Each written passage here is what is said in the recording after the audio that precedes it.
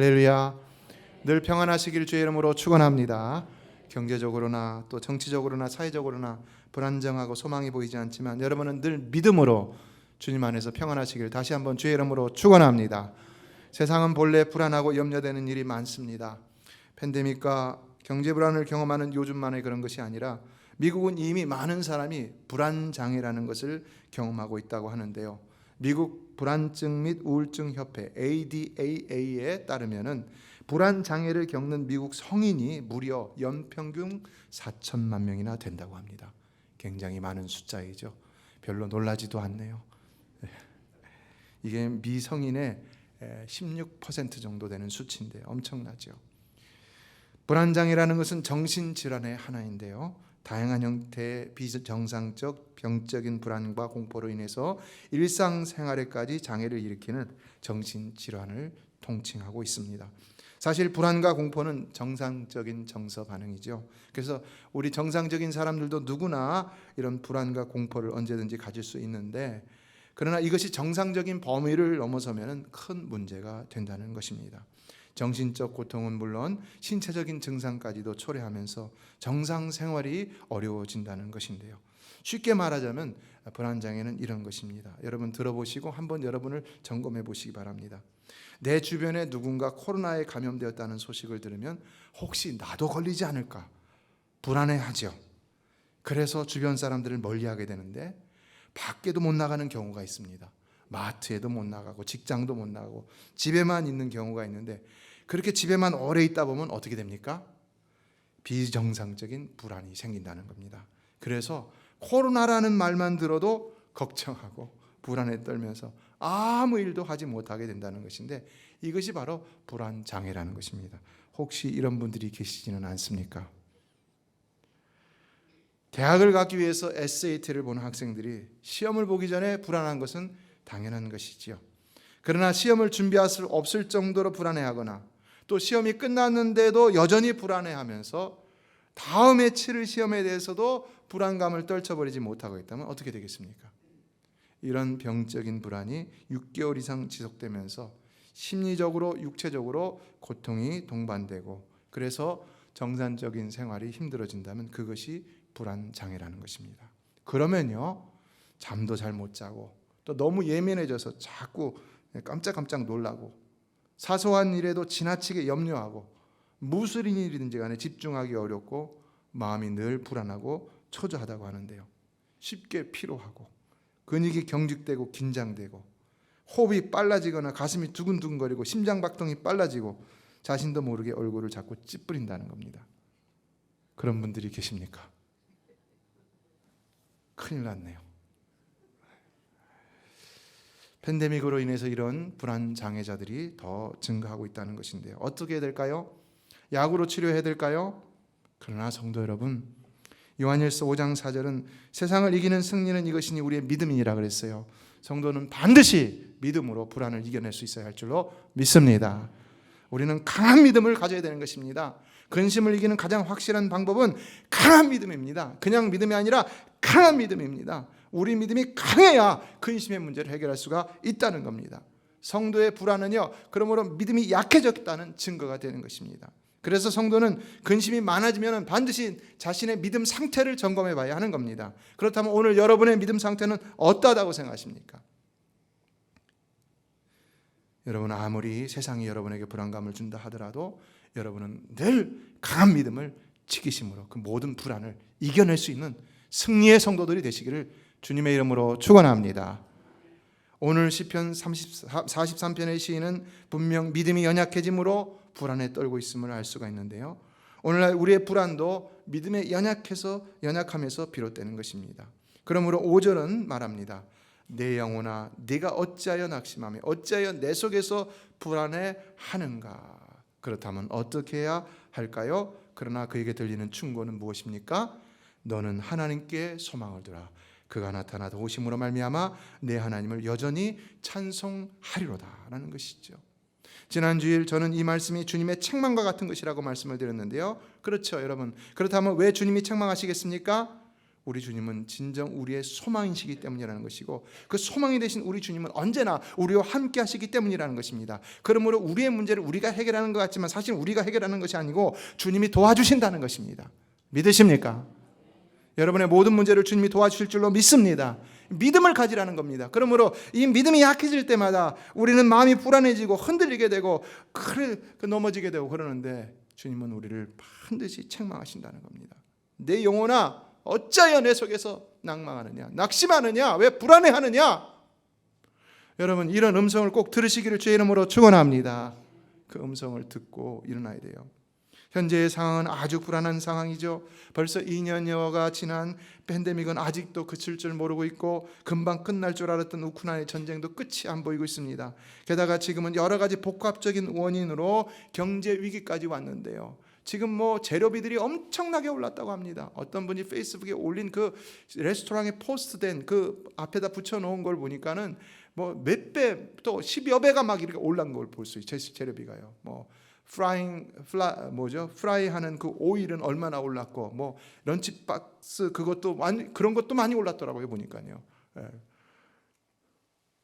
그런데 왜 미국의 연준이는 인플레이션을 급격한 금리 인상으로 잡으려 하는가?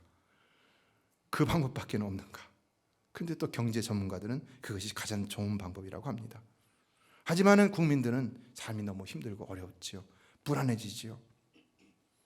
여기에 새로운 코로나 변이가 등장해갖고 또다시 많은 사람들을 긴장시키고 있는데요. 요번에 나온 이 변이는요, 이제는 항체도 피해간다고 합니다. 그래서 우리가 이 백신 맞으면서 생긴 항체도 피해가고, 또 우리가 코로나에 걸려서 생긴 항체도 피해가고 그런다는 거예요. 그러니까 막 더 두려운 거죠. 어떻게 될까요, 여러분? 우리는 정말 어려운 시기를 살아가고 있는 것은 사실입니다. 역사적으로 정말 가장 어려운 시기 가운데 한 시기를 살아가고 있다고 할 수가 있는 것입니다. 그러나 그래도 여러분, 이 불안의 문제, 자꾸 두려움만 볼 것이 아니라 강한 믿음으로 이겨나갈 수 있어야 할 줄로 믿습니다.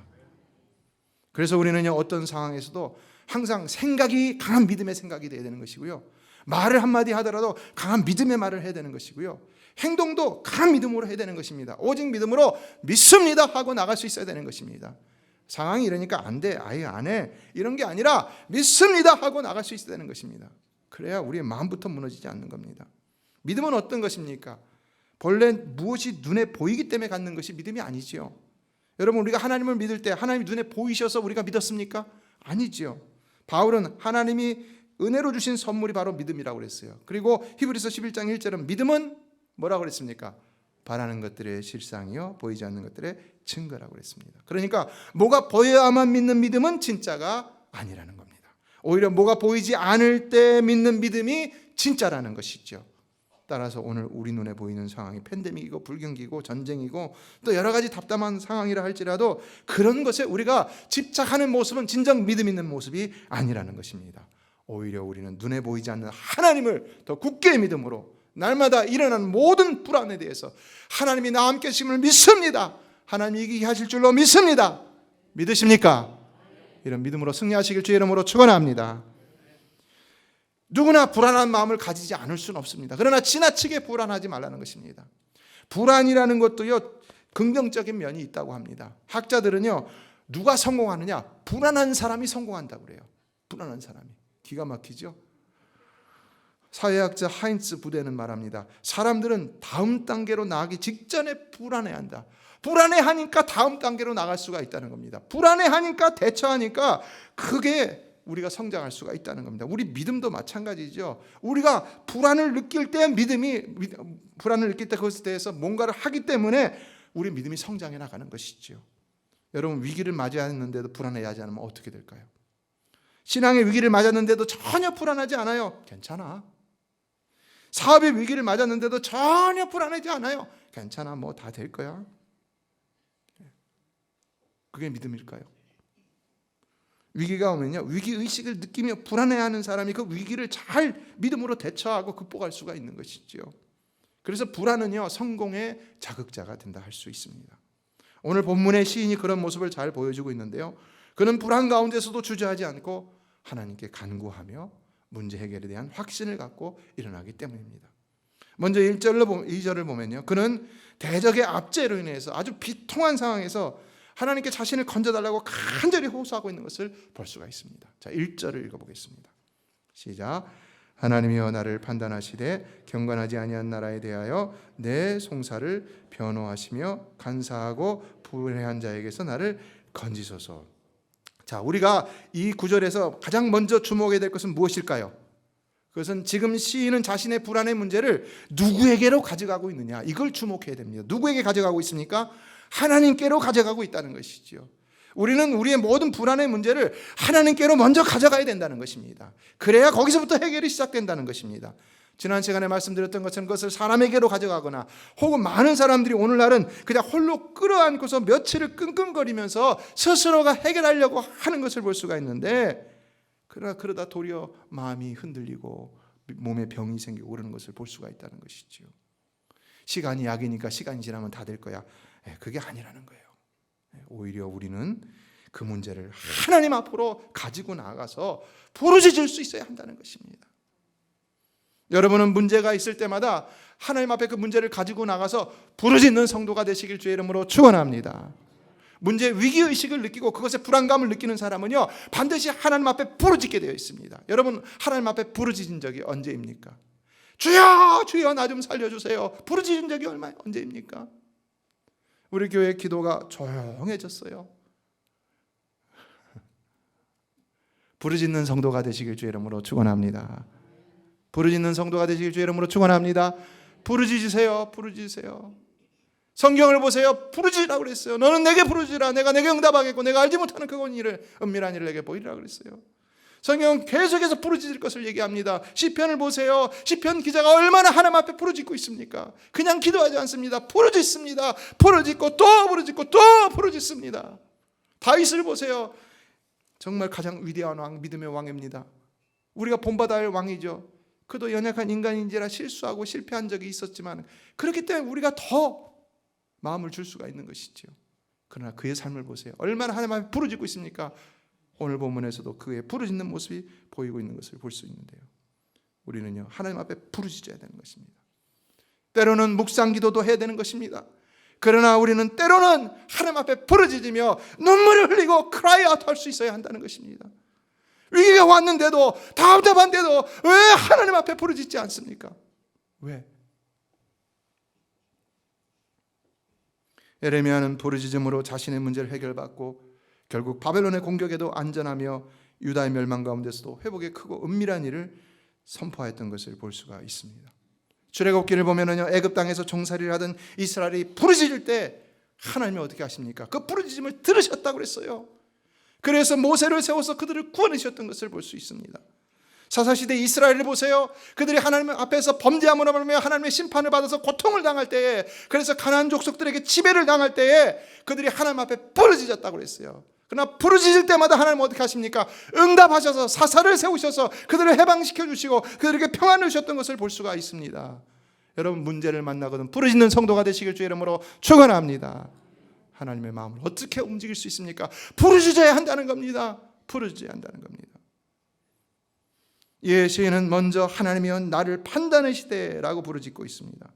이것은 시인의 신앙 고백적 강구라 할 수 있는데요, 그의 고백은 지금 자신을 불안하게 하는 문제 해결의 해법은 오직 하나님의 손에 있다라는 것입니다. 그래서 자신의 문제가 무엇이든 간에 하나님이 판단하시면 그 문제는 반드시 해결된다라는 확신을 고백하고 있었던 것입니다. 그렇다면 시인이 확신하는 근거는 뭘까요?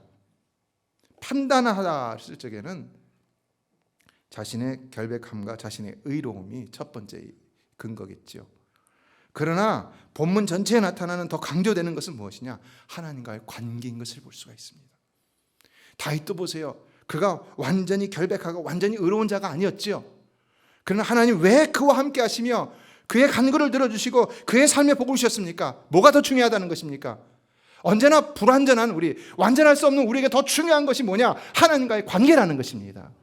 믿으십니까? 하나님과의 관계가 더 중요하다는 겁니다. 항상 결백하고 항상 의로우면 그게 더 좋겠지만 그럴 수 없기 때문에 우리에게 더 중요한 것은 하나님과의 관계라는 것입니다. 그래서 본문에서는 전체적으로 하나님과의 관계를 더 부각시키고 있는 것입니다. 이에 1절에서는 자신을 경건하지 아니한 나라 간사하고 불의한 자에게서 자신을 구원해달라 그랬어요. 자, 이들이 누구입니까? 경건하지 아니한 나라 간사하고 불의한 자 누굽니까? 하나님과 관계없는 자들인 것이죠.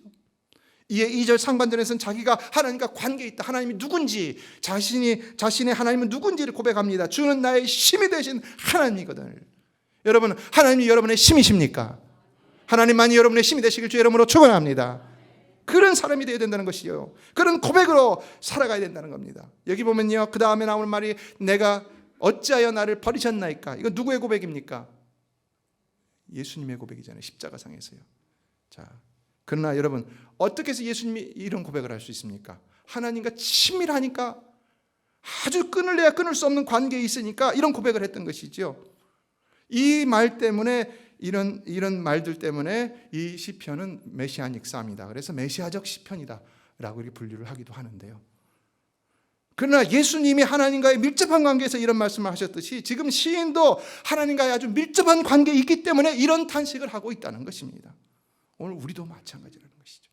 하나님과의 관계가 아주 밀접하고 친밀해야 돼요. 그래야 우리가 하나님 앞에서 이런 탄식도 할 수 있다는 겁니다. 예, 오늘날 우리가 갖는 불안의 문제도 이처럼 무엇보다도 하나님과의 관계에서 해답을 찾을 필요가 있는데요. 왜 전능하신 하나님을 믿으며 나름대로 올바른 삶을 살아가려고 노력하는 성도가 불안함을 느끼냐? 그것은요, 근본적으로 하나님과의 관계가 스트롱하게 엮여 있지 않기 때문인 것입니다. 관계가 너무 느슨해져 있기 때문이라는 것입니다. 5절에서 어찌하여 우리의 영혼이 낙심하며 어찌하여 우리의 영혼이 하나님 속에서 불안해하는가라는 것처럼 그것은 우리가 하나님과의 관계를 멀리하기 때문이라는 겁니다.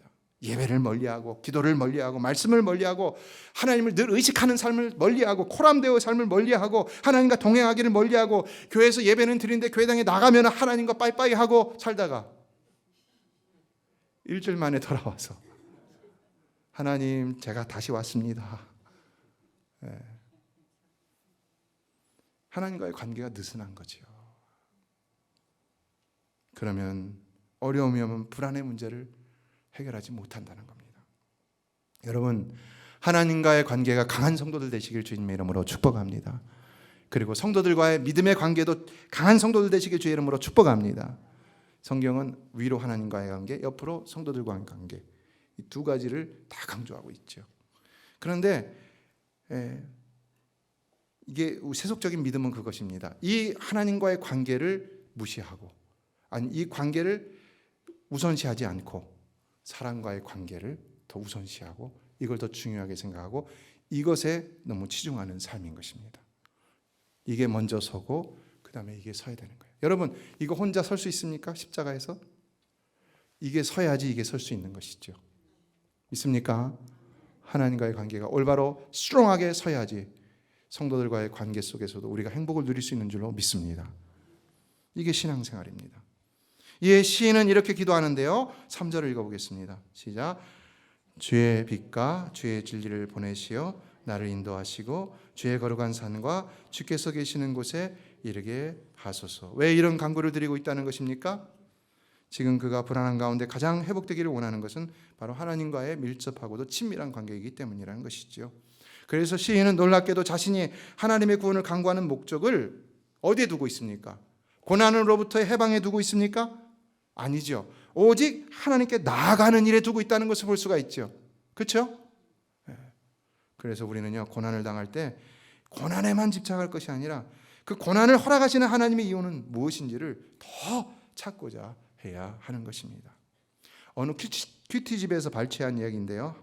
한번 들어보시고 여러분의 삶을 점검해 보시기 바랍니다. 이 이야기는 어려서부터 엄격한 신앙교육을 받고 자란 어느 모태신앙의 한 자매의 이야기인데요. 그럼에도 이 자매는 학창시절 세상에 빠져서 살면서 교회를 멀리했다고 합니다. 그리고 대학을 나와서 직장에 취직했다가 권고사직을 당했다는 것입니다. 그렇게 되니까 부모님이 아주 믿음의 부모님들이었던 것 같아요. 외국에 있는 선교단체에 훈련을 권하셨고, 그런 남동생도 아주 믿음의 동생이었던 것 같아요.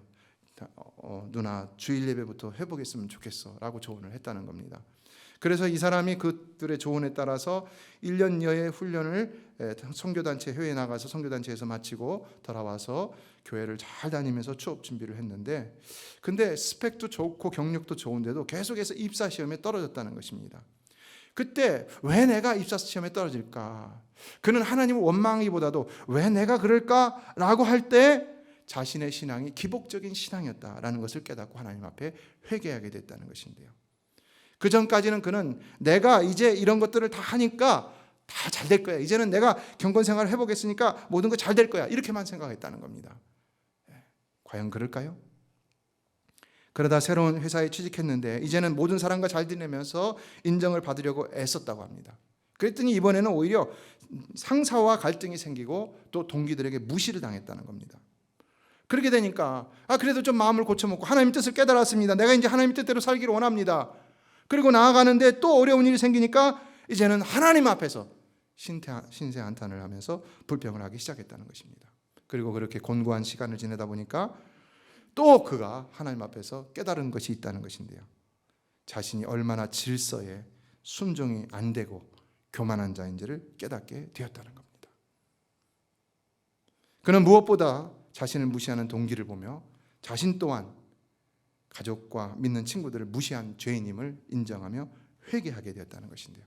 비로소 거기서 하나님을 알아가게 되었고, 그래서 이제는 세상을 이기는 것보다 주님을 닮아가는 것이 얼마나 행복한 일인지, 더 중요한 일인지를 깨닫게 되었다는 것입니다. 어떻습니까, 여러분? 이 자매가 일마다 때마다 이렇게 깨닫는 것이 굉장히 중요하다는 거죠. 오늘 우리도 일마다 때마다 깨닫는 것이 중요하다는 겁니다. 깨달음. 이건 이단들만 하는 게 아니라 우리가 깨달음이 있어야 되는 거예요. 깨달음. 우리는 불안과 염려와 근심과 절망 가운데 하나님 앞에 살려달라고 왜 안 살려주시냐고, 또 왜 나를 이런 고난 가운데 두시냐고 아웅성치지만은, 그러나 하나님 우리가 당하는 모든 불안과 염려와 근심과 절망의 고난 중에도 다 우리를 향하신 선한 이유를 가지고 행하신다는 사실입니다. 그렇다면 우리는 고난 가운데 어떻게 하는가? 우리는 고난 가운데도 하나님과의 관계를 게을리하지 않으면서 하나님의 뜻을 반드시 찾는 자가 되어야 된다는 겁니다. 아무리 소소한 일들이라 할지라도, 사소한 고난이라 할지라도 그리해야 된다는 것입니다. 왜냐하면 하나님은 그 소소한 고난을 통해서도 우리에게 보석 같은 메시지를 주시기 때문이라는 것입니다. 아니, 하나님이 적은 고난을 통해서 우리에게 메시지 주시는 게 낫지, 큰 고난을 통해서 메시지를 받으려고 하면 그거는 어리석은 짓이죠.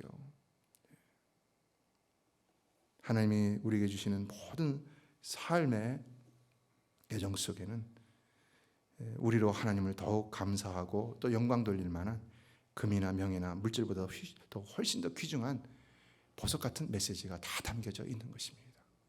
오늘도 여러분을 하나님 전으로 인도하신 하나님의 메시지가 분명히 있는 줄로 믿습니다. 오늘도 이 자리를 나가서 여러분 어떤 고민을 가지고 나왔죠. 오늘도 말씀을 들을 때 갈등이 있다면요, 거기도 하나님의 뜻이 다 있는 거예요. 여러분은 일마다 때마다 하나님의 뜻을 깨달을 수 있는 은혜가 넘쳐나기를 주의 이름으로 축원합니다. 그러므로 2절 하반절에 나오는 시인의 탄식은 시인의 질문이라고도 봐야 하는데요. 어찌하여 나를 버리셨나이까? 내가 어찌하여 온수의 억압으로 말미암아 슬프게 다니니까? 라고 하는 말은 나에게 고난을 주시는 하나님의 뜻은 무엇입니까? 라는 질문일 수도 있다는 겁니다. 이에 3절에 나오는 시인의 고백은 시인이 궁극적으로 원하는 것은 무엇인가를 가르쳐주고 있는데요. 그것은 뭐냐? 단지 원수로부터의 해방인가? 아니라는 거죠. 오늘날 우리가 고난을 당하여 기도하는 이유는 뭡니까? 고난에서부터 벗어나게 해주세요. 대부분이 그렇죠. 그런데 오늘 시인의 기도를 보면은요, 놀랍게도 3절과 4절에 보면은 시인은 궁극적으로 원하는 것이 무엇이었냐? 하나님께 예배하는 일이었다는 겁니다. 3절 같이 읽어보겠습니다. 시작. 주의 빛과 주의 진리를 보내시어 나를 인도하시고 주의 거룩한 산과 주께서 계시는 곳에 이르게 하소서. 자, 주의 거룩한 산과 주께서 계시는 곳, 4절을 보면은 하나님의 제단으로 표현되고 있죠. 뭡니까? 성전을 일컫는 말이죠. 그러니까 시인이 고난의 문제를 해결하고 궁극적으로 가고자 했던 final destination, 사실은 고난 중에서 시인이 기도하는 거는 그냥 과정 이런 것보다도 더 중요하게 생각했던 것이 파이널 데스티네이션이었는데, 마지막 도착지였는데 그게 어디냐? 하나님의 성전이었다는 것입니다. 왜 그랬을까요? 이 본문의 상황은 지금 이 시인이 하나님을 예배하는 성전으로부터 멀리 떠나 있는 상황이었는데요, 압살롬의 난 때문이었습니다. 그는 갑자기 닥친 그 압살롬의 난이라는 그 엄청난 고난보다도 오히려 그로 인해서 하나님을 찬양하지 못하고 예배하지 못하게 되는 것이 가장 큰 고통이라는 사실을 고백하면서 이런 표현을 하고 있었던 것인데요. 자, 오늘 우리도 그래야 된다는 것이죠. 여러분, 팬데믹을 지나면서 지금 우리가 2년여 지났는데 그동안에 예배에 나오지 못했었잖아요. 여러분에게 가장 힘든 일이 무엇이었습니까? 친구들과 함께 어울려서 밥을 먹지 못하는 것? 교회에 함께 나와서 성도들과 밥을 같이 먹지 못하는 것? 뭐가 가장 힘든 일이었습니까? 우리에게 가장 힘든 일은 예배하지 못하는 것이 되어야 된다는 것이죠. 믿으십니까? 믿으십니까? 왜 그렇습니까? 우리는요, 예배를 위해서 창조된 자들이기 때문이라는 겁니다. 소요리 문답 제1번에 사람의 제일 된 목적은 하나님을 영화롭게 하는 것과 영원토록 그를 즐거워하는 것이라고 그랬죠. 결국 이것은 뭘 가르치는 것입니까? 예배를 얘기하는 겁니다. 교회 안에서의 예배, 교회 밖에서의 예배, 거룩한 산제사, 거룩한 산제물로 늘상 우리가 하나님 앞에서 드려야 할 예배, 헌신의 제사, 여기서부터 시작돼야 돼요. 여기서부터. 하나님은 우리를 예배를 위해서 창조하셨습니다. 믿으십니까? 왜 못 믿으세요? 믿으십니까? 하나님은 우리를 예배를 위해 창조하셨어요. 이 백성은 나를 위하여 지었나니 나의 찬성을 부르게 하려 함이라 그랬어요. 이사야 43장 21절 말씀이죠. 지금도 하나님은 이스라엘을 모으셨을 때 예배하는 공동체로 모으셨습니다. 신약의 공동체도 예배하는 공동체로 모으셨습니다. 이스라엘의 문제는 그 모일 때만 예배하고 삶에서는 예배하지 않았던 것이 문제였던 것이지, 하나님 우리를 궁극적으로 부르신 목적은 예배에 있다는 것입니다. 예배. 만약 여러분에게 이런 예배가 중요하게 생각되지 않는다면요, 반드시 회복되어야 되는 것입니다. 그래서 우리가 이 땅을 떠나서 하늘나라 가면 뭐만 합니까? 예배만 드리는 거예요. 예배만. 처음부터 끝까지 우리는 예배를 위해서 창조된 자들인 것입니다. 전도는 그 예배에 다른 사람들을 동참시키는 거예요. 그 예배를 더 풍성하고 또 더 심오한 신앙 고백으로 드리기 위해서 우리가 또 삶의 열매들을 가지고 드리기 위해서 양육하고 봉사하고 섬기는 것이지요. 예배가 중요한 것입니다. 예배는 성도의 본질인 것입니다. 그래서 이런 목적으로 창조된 성도가 맞다면요, 예배하지 못하는 고통을 가장 큰 고통으로 여길 수 있어야 되는 것입니다. 그런데 예배하지도 못하는데 고통스럽지 않다? 그러면 내 영혼을 다시 체크해 봐야 됩니다. 말씀을 맺습니다. 오늘 시편 43편은 불안, anxiety, 갈급, thirsty, 그리고 회복, recovery라는 세 컨셉으로 정리할 수 있다고 생각을 하는데요. 첫째, 불안은 결코 우리를 죽이는 탁식이기만 한 것은 아니라고 말씀을 드렸습니다. 그것은 도리어 우리의 삶을 성공으로 이끄는 놀라운 자극제가 될 수 있다. 그래서 불안 가운데 염려하지 말라고 말씀드리고 싶고요. 둘째, 그러므로 우리는 불안에 머물러 있을 것이 아니라 반드시 거기서 주를 향한 갈급함으로 나아가야 한다는 것입니다. 목마름으로 나가야 된다는 것입니다. 셋째, 그래서 주님을 만난다면 회복은 저절로 이루어진다는 것인데요. 믿으십니까? 그럼 이 세 가지 중에서 우리가 가장 주목해야 할 것은 무엇입니까? 갈급함인 것이죠. 불안은 상황에 따라 오는 것이고, 회복은 갈급함이 채워지면 저절로 따라오는 것이죠. 그럼 갈급함은 누가 가져야 되는 것입니까? 내가 가져야 되는 것이죠. 갈급함이 있습니까? 오늘 갈급함으로 주님 앞에 나왔습니까? 갈급함으로 말씀 듣고 있습니까? 갈급함으로 예배하고 있습니까? 갈급할 때 하나님 그 갈급함을 채워주실 줄로 믿습니다. 오늘 본문을 시작하는 시편의 첫 번째는 42편 1절이라고 할 수 있는데요. 사슴이 시냇물을 찾기에 갈급한 같이 내 영혼이 주를 찾기에 갈급하니이다 라고 했어요. 우리도 늘 이런 심령으로 주님 앞에 나가는 자가 될 수 있어야 하는 것입니다. 오늘도 기도할 때 갈급함으로 기도하시기 바랍니다. 하나님 여러분의 갈급함을 채워주실 줄로 믿습니다. 항상 갈급함으로 살아가시기 바랍니다. 신앙생활은 교회 나올 때뿐만이 아니라 기도할 때뿐만 아니라 찬양할 때도 갈급함으로, 우리가 살아갈 때도 갈급함으로, 언제나 하나님에 대한 thirsty로, 갈급함으로, 목마름으로 살아가야 되는 것이, 그게 진짜 신앙생활인 것입니다. 그것이 없이 살아가는 것은요, 가짜일 수 있어요. 여러분, 갈급함이 회복되시길 주의 이름으로 축원합니다. 갈급함이요. 갈급함으로 기도하겠습니다.